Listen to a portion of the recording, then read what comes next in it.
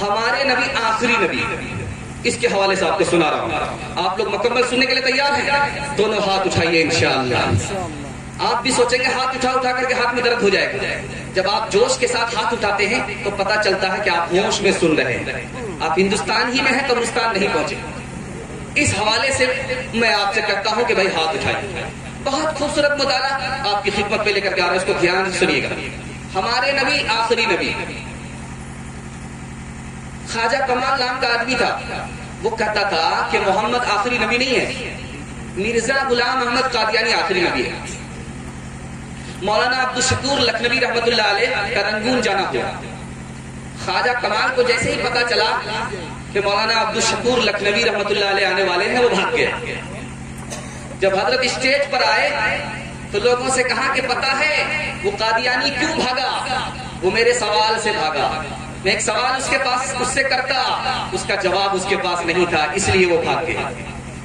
تو لوگوں نے پوچھا کہ حضرت آپ کیا سوال کرتے؟ کہ میں یہ سوال کرتا کہ یہ بتاؤ مرزا غلام احمد قادیانی آخری نبی ہے؟ وہ دھڑلے سے جھوٹ بولتا کہ نہیں آخری نبی نہیں. تو میں اس سے سوال کرتا کہ تم اس کو مسلمان سمجھتے ہو؟ یہاں وہ پھنس جاتا. اگر وہ کہتا مسلمان نہیں سمجھتے تو اس کی ہمیشہ کی تبلیغ ختم ہو جاتی. اگر وہ کہتا میں مسلمان سمجھتا ہوں، خود مسلمان نہیں رہتا، دائرے اسلام سے نکل جاتا. اس لیے وہ وقت سے پہلے ہوتا. دوسری مثال کو ذرا دھیان میں رکھیے گا. ہمارے نبی معراج پہ گئے تو 7 نبی سے ملاقات ہوئی. پہلے نبی کون تھے؟ حضرت آدم. دوسرے اور تیسرے نبی کون تھے؟ یحییٰ اور عیسیٰ. تیسرے نبی تھے حضرت ادریس. چوتھے نبی تھے حضرت ہارون. پانچویں نبی تھے حضرت یوسف. اور چھٹے نبی تھے حضرت موسیٰ.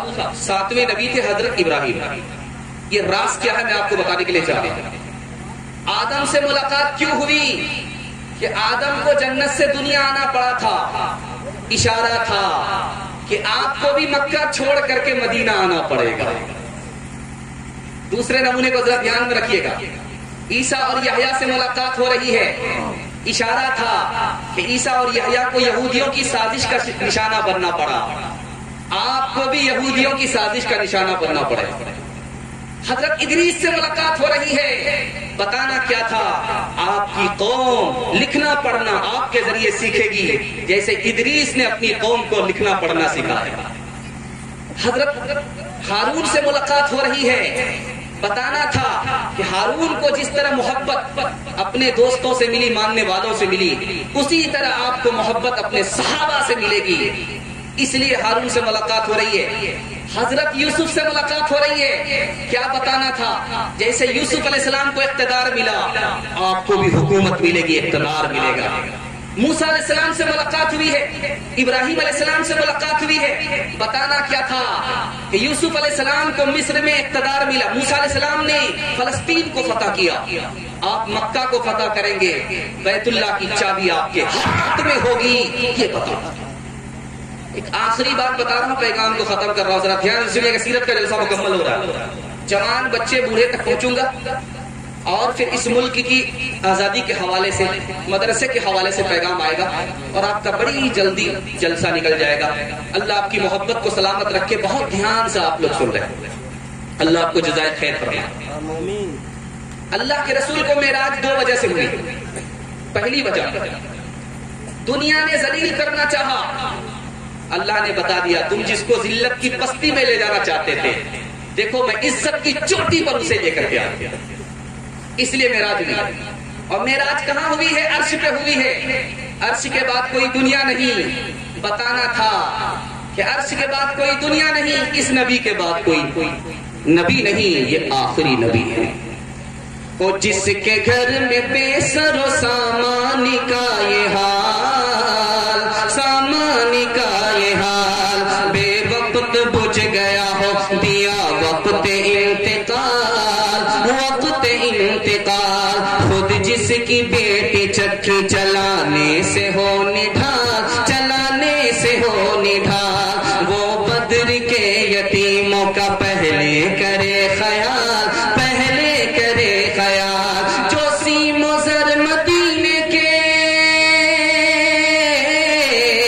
جو گھر سیم و زر مدینے کے ہر گھر میں بانٹ دے، اس دن بھی بھی اپنی رات وہ فاقے سے کاٹ دے، فاقے سے کاٹ دے۔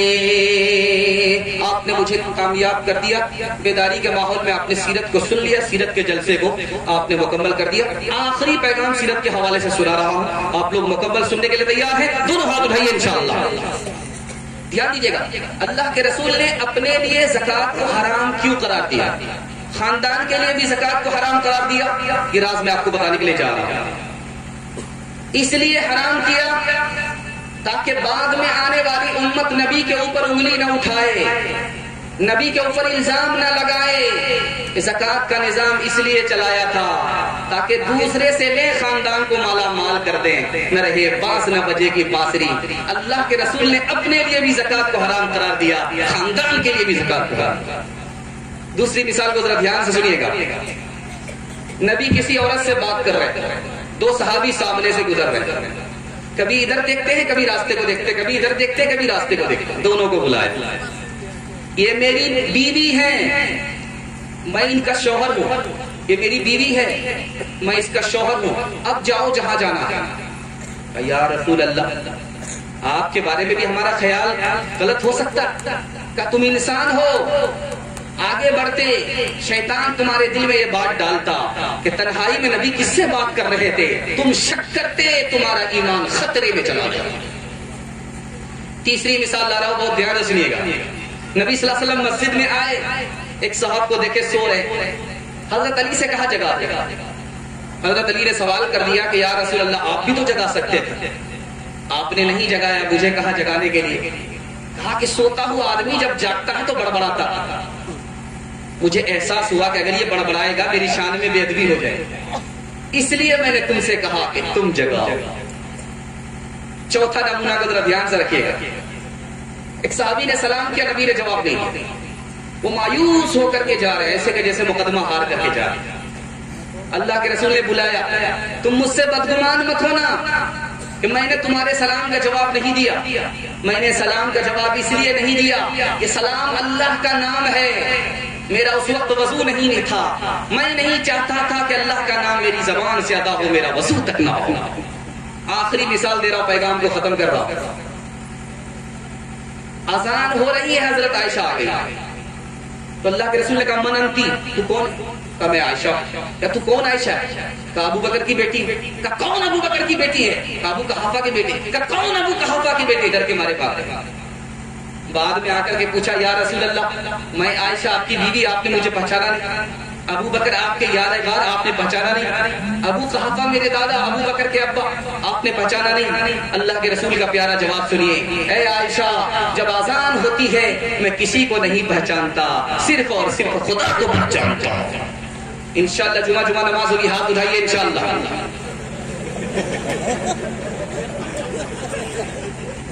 جاگ اے امتی شاہ دنیا بودی، تیرے سونے کا اب وقت باقی نہیں، تیرے سونے کا اب وقت باقی نہیں، ہوش کر کھول آنکھیں کہاں سو گیا، دیکھ دشمن زمانہ تیرا ہو گیا، بلبلیں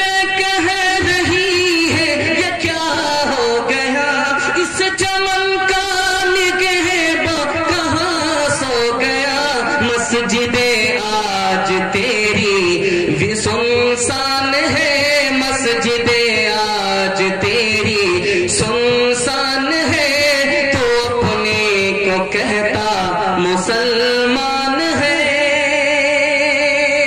بڑی تیزی کے ساتھ سیرت کا جلسہ یہاں مکمل کر رہا ہوں، اگر آپ کو صرف سیرت ہی میں تھکا دوں گا باقی لوگوں کا حصہ مکمل نہیں ہو پائے گا۔ پردے میں ماں اور بہنیں بیٹھی ہوئی ہیں، ان کے حوالے سے پیغام دینے کے لیے جا رہا ہوں، آپ لوگ سننے کے لیے تیار ہیں؟ دونوں ہاتھ اٹھائیے انشاءاللہ۔ دوسری شادی کریں گے، ہاتھ اٹھائیے انشاءاللہ۔ ایسے آدمی نے ہاتھ اٹھایا کہ ان کی شادی ہوگی ہی نہیں۔ دیکھیے کیمرہ والے بیٹھے ہوئے ہیں، ذرا دھیان رکھیے گا کہ کہاں ہاتھ اٹھانا ہے کہاں ہاتھ نہیں اٹھانا۔ اگر آپ کی بیوی نے دیکھ لیا تو دانا پانی سب بند ہو جائے، ذرا دھیان رکھیے گا۔ عورتوں کے حوالے سے آپ کو پیغام دینے کے لیے جا رہے ہیں۔ عورت اور مرد کی نماز کا 4 فرق ہے۔ پہلا فرق دیکھیے، جب مرد ہاتھ اٹھاتا ہے تو کان کی لو تک ہاتھ اٹھاتا ہے، اور جب عورت ہاتھ اٹھاتی ہے تو کندھے تک ہاتھ اٹھاتی ہے، پہلا فرق۔ دوسرا فرق دیکھیے، جب مرد ہاتھ باندھتا ہے تو ناف کے نیچے ہاتھ باندھتا ہے، اور جب عورت ہاتھ باندھتی ہے تو سینے پر ہاتھ باندھتی ہے، دوسرا فرق۔ تیسرا فرق دیکھیے، جب مرد رکوع کرتا ہے تو گھٹنے کو پکڑتا ہے اور بازو کو پہلو سے الگ رکھتا ہے، لیکن جب عورت رکوع کرتی ہے تو بازو کو پہلو سے ملا لیتی ہے، گھٹنے کو پکڑتی نہیں ہے، ہاتھ کو گھٹنے سے سٹاتی ہے۔ یہ تیسرا فرق ہے۔ چوتھا فرق بتانے کے لیے جا رہا ہوں، جب مرد سجدہ کرتا ہے تو ران کو پیٹ سے الگ رکھتا ہے، بازو کو پہلو سے الگ رکھتا ہے، اس طرح مرد کا سجدہ ہوتا ہے، لیکن جب عورت سجدہ کرتی ہے تو بازو کو پہلو سے ملا لیتی ہے اور پیٹ کو ران سے ملا لیتی ہے، کیوں؟ تاکہ عورت کا سجدہ الگ ادا ہو، پردے کا انتظام الگ ہو۔ دوسرے نمونے کو ذرا دھیان میں رکھیے گا، آج کے زمانے میں عورت نماز پڑھنے کے لیے نہیں آتی ہے، مسجد میں نہیں آتی ہے، حضور کے زمانے میں آتی تھی۔ یہ راز میں آپ کو بتانے کے لیے جا رہا ہوں، مکمل سننے کے لیے تیار ہیں؟ دونوں ہاتھ اٹھائیے، لاٹھی سے خبر لیں گے، ہاتھ اٹھائیے انشاءاللہ۔ ایک لڑکا نے ہاتھ اٹھایا، ابھی تو اس کا نکاح ہی نہیں ہوا، کھاتا ہی نہیں کھلا۔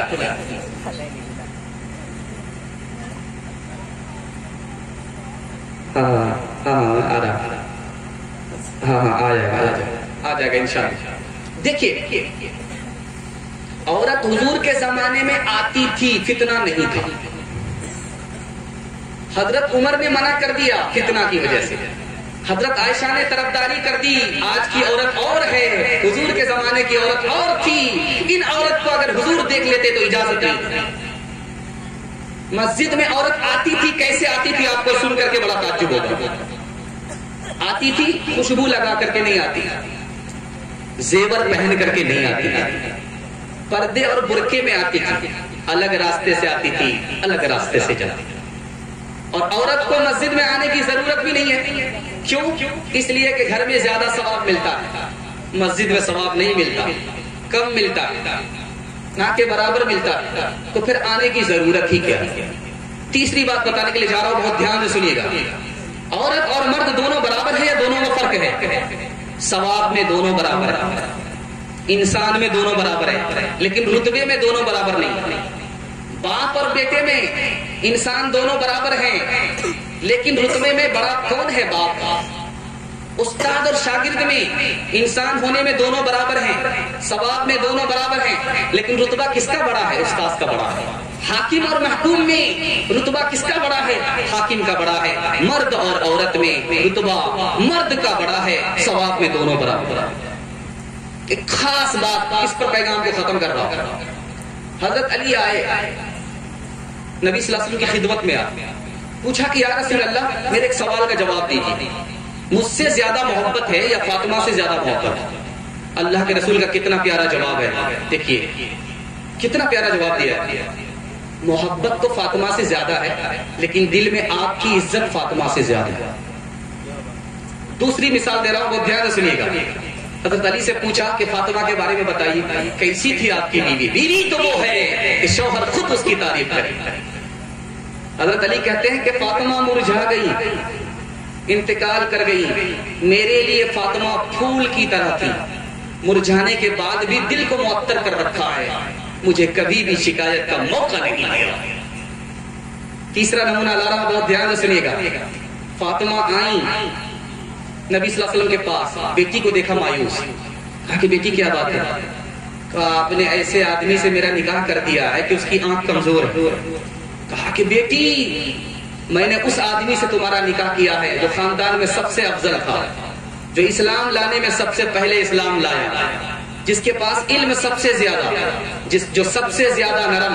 بیٹی صورت کو مت دیکھنا، سیرت کو دیکھنا۔ بیٹی آ گئی، خفا ہو کر کے علی سے خفا ہو کر کے آ گیا کہ فاطمہ فوراً جاؤ، علی تمہارے شوہر ہیں، ان کی اجازت کے بغیر میرے گھر مت آنا، ان کی اجازت کے بغیر اگر آؤ گی تو دروازہ بند ملے گا، کھل نہیں سکتا۔ بیٹی علی اگر خفا ہو جائیں معافی مانگ لینا، اگر تم نے معافی نہیں مانگی، علی نے تمہیں معاف نہیں کیا، اس حال میں تمہارا انتقال ہو گیا، بیٹی میں زندہ رہا، تمہاری نماز جنازہ پڑھوں گا بھی نہیں، پڑھاؤں گا بھی نہیں۔ فاطمہ سے اللہ کے رسول نے سوال کیا، بیٹی یہ بتاؤ سب سے اچھی عورت کون ہوتی ہے، سب سے اچھا مرد کون ہوتا ہے؟ فاطمہ کا ایک لائن میں جواب تھا۔ اللہ کے رسول نے شاباشی دی کہ فاطمہ کس کی بیٹی ہے، کس کے جگر کا ٹکڑا ہے؟ فاطمہ کا جواب سنیے، سب سے اچھا مرد وہ ہوتا ہے جو غیر عورت کو تاک جھانک نہ کرے، سب سے اچھی عورت وہ ہوتی ہے جو غیر مرد کو تاک جھانک نہ کرے، اس سے اچھا کوئی مرد نہیں، اس سے اچھی کوئی عورت۔ فاطمہ کے گھر والد آئے، نبی آئے، فاطمہ چھپ گئی۔ باپ نے بیٹی سے کہا کہ بیٹی کیوں چھپ گئی؟ کہا کہ ابا حضور آپ کے ساتھ کوئی غیر مرد ہے۔ کہا غیر مرد ضرور ہے لیکن آنکھ سے نابینا۔ کہا کہ یا رسول اللہ وہ تو نابینا ہے، میں تو نابینا نہیں۔ ماں کی بھی عمر برابر ہے، بیٹی کی بھی عمر برابر ہے۔ سوتیلی ماں ہے، سوتیلی بیٹی ہے، لیکن سوتیلا سلوک نہیں ہے۔ دل کی بات ماں بھی کہہ دیتی ہے بیٹی سے، سہیلی جیسا سلوک ہے۔ بیٹی بھی ماں سے دل کی بات کہہ دیتی ہے، تو بیٹی مسکراتی ہے، بیٹی فاطمہ ہے اور ماں عائشہ ہے۔ بیٹی مسکراتی ہے تو بیٹی ماں نے پوچھا کہ بیٹی کیوں مسکراتی ہو؟ کہا ایک خیال آیا۔ کہا کیا خیال آیا؟ کہا یہ خیال آیا کہ میں تو محمد الرسول اللہ کی بیٹی ہوں، آپ تو صدیق کی بیٹی ہوں، اس خیال سے میں مسکرا رہی ہوں۔ تو ماں ہوتی ہے، ادب بھی دینا جانتی ہے، حوصلہ بھی دینا جانتی ہے۔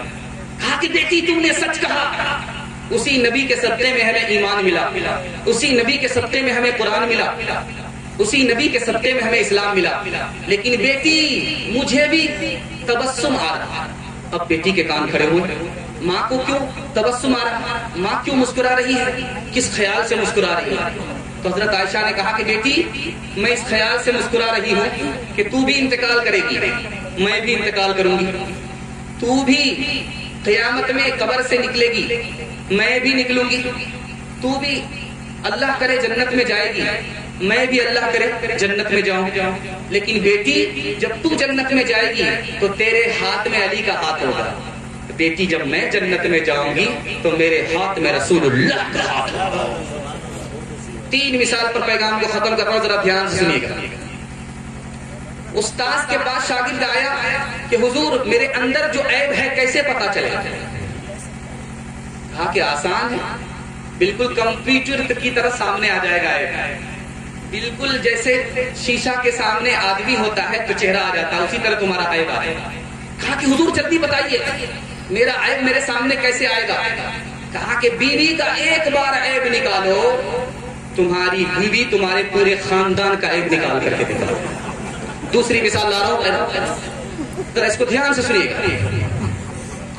رخصتی کا وقت تھا، سب لوگ رو رہے تھے کہ جوان بیٹی رخصت ہو رہی ہے، اب نانی بھی دادی بھی سارے رشتہ دار رو رہی ہیں کہ جوان بیٹی کو رخصت کیا جا رہا ہے، مگر ایک آدمی ہنس رہا۔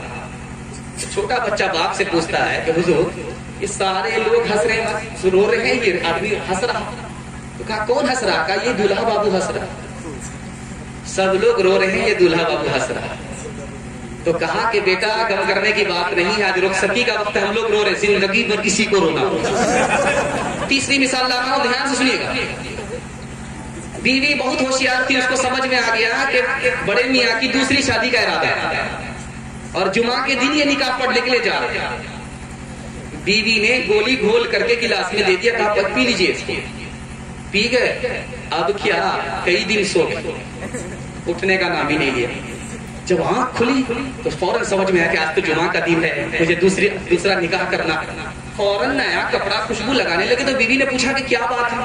آج دیکھ رہے ہیں کچھ بدلے سے نظر آ رہے ہیں۔ تو کہا ذرا جمعہ پڑھنے کے لیے جا رہا ہوں۔ کہا آج اتوار کا دن ہے، پتا ہے گولی کھا کر کے جو سوئے 3 دن کے بعد اٹھا، اور جلدی سے دوسری شادی کا ارادہ ترک کر دو ورنہ ایسی گولی کھلاؤں گی کہ قیامت ہی میں اٹھو۔ آخری مثال لا رہا ہوں، پیغام کو ختم کر رہا ہوں، ذرا اس کو دھیان سے سنیے گا۔ بیوی بہت ہوشیار تھی، اسے سمجھ میں آ گیا کہ یہ کام یہ کیسے کرے گا۔ اس نے کہا کہ تم حفظ کر لو، اپنے شوہر سے بیوی نے کہا حفظ کرو، حافظ قرآن بن جاؤ، تم کو جب تاج ملے گا تمہارے ساتھ مجھ کو بھی عزت ملے گی۔ کہا بوڑھا طوطا کیا سیکھتا ہے، ये मेरे बाप से भी नहीं होगा। तुम्हारे बाप से नहीं होगा, कैसे होगा मुझे पता। तो बीवी ने कहा कि एक काम करो, तुम अगर हिफ्ज कर लोगे तो मेरी तरफ से ऑफर है, तुमको दूसरी शादी की इजाजत दे दूंगी। अब क्या था, 6 महीने में हिफ्ज मुकम्मल होता। जिस पे बांधा था खुदा के दुश्मनों ने इत्तेहाम, आज तक इंसान शर्मिंदा है उस इल्जाम पर। हो मेरे माँ बाप कुर्बान उस मुक़द्दस नाम पे, हो मेरे माँ बाप कुर्बान उस मुक़द्दस नाम पे, हो मेरे माँ बाप कुर्बान उस मुक़द्दस नाम पे, हो मेरे माँ बाप कुर्बान उस मुक़द्दस नाम पे।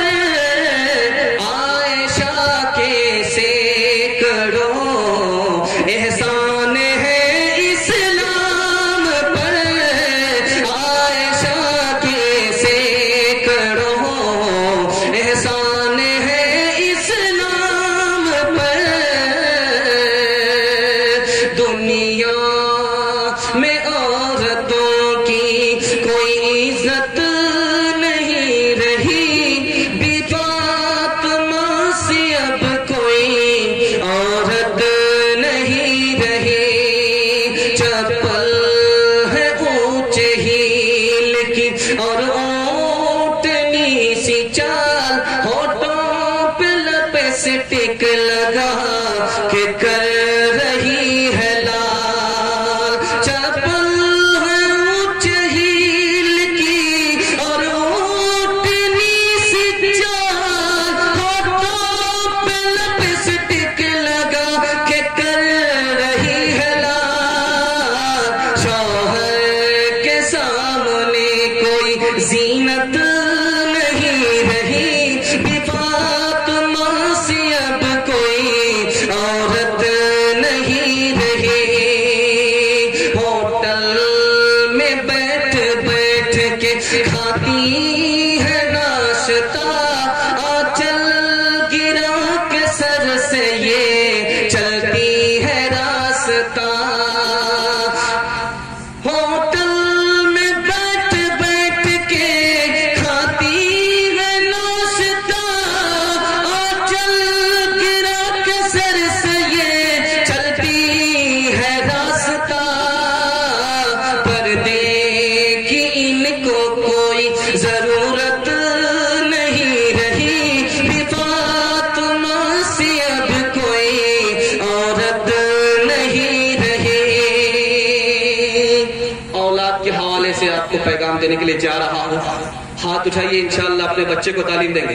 गलती से कुंवारे लोग हाथ मत उठाइएगा, बीवी तक का मुंह नहीं देखा, बाल बच्चा कहां से होगा। खैर इरादा कर लीजिए, ध्यान दीजिएगा। आपको नमूना देने के लिए जा रहा हूं, बहुत ध्यान से इसको सुनिएगा।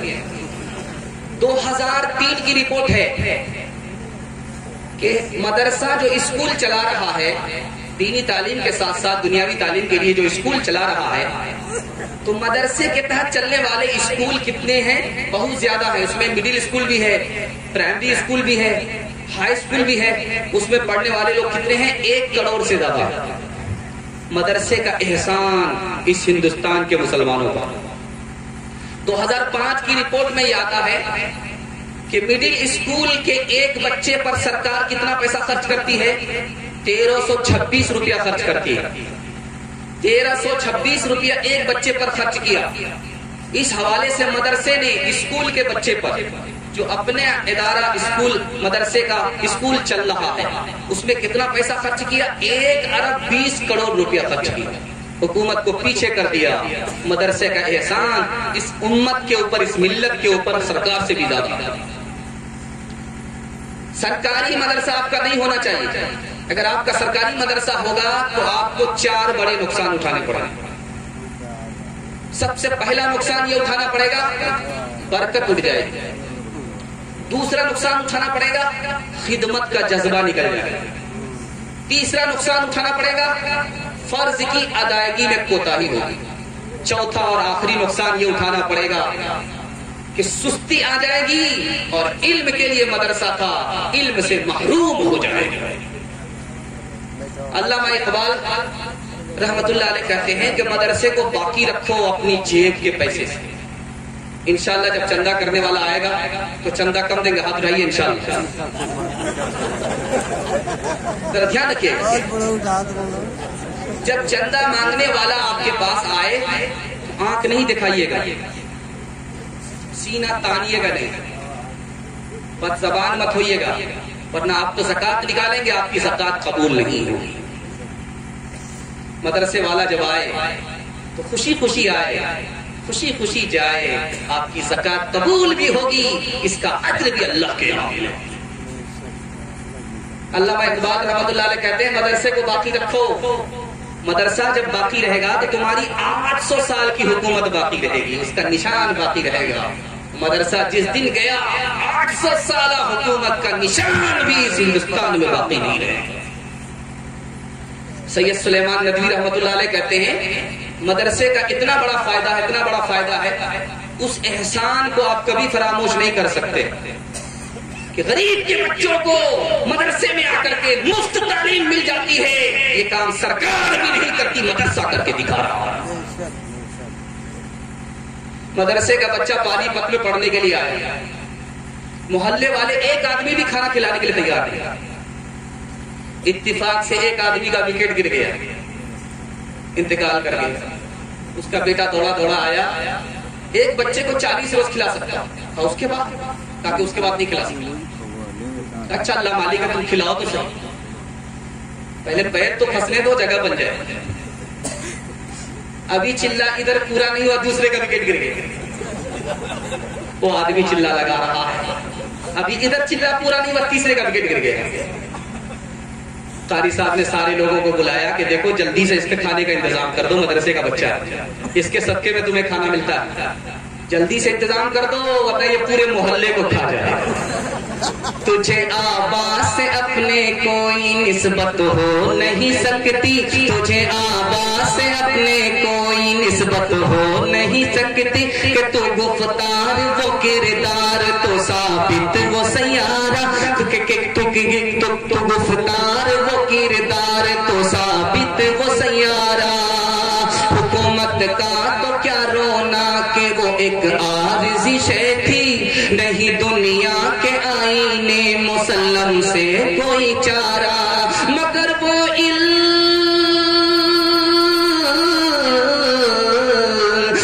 वो इल्म के मोती के तबे अपने आबा की, जो देखे उनको यूरोप में, जो देखे उनको यूरोप में तो दिल होता है सिपारा, जो देखे उनको यूरोप में तो दिल होता है सिपारा। जरा ध्यान दीजिएगा, अगर ये मदरसा नहीं होता तो ये मुल्क आजाद भी नहीं होता। मदरसे का इतना बड़ा एहसान है इस हिंदुस्तान के ऊपर, चाहे वो हिंदू हो चाहे वो मुसलमान हो।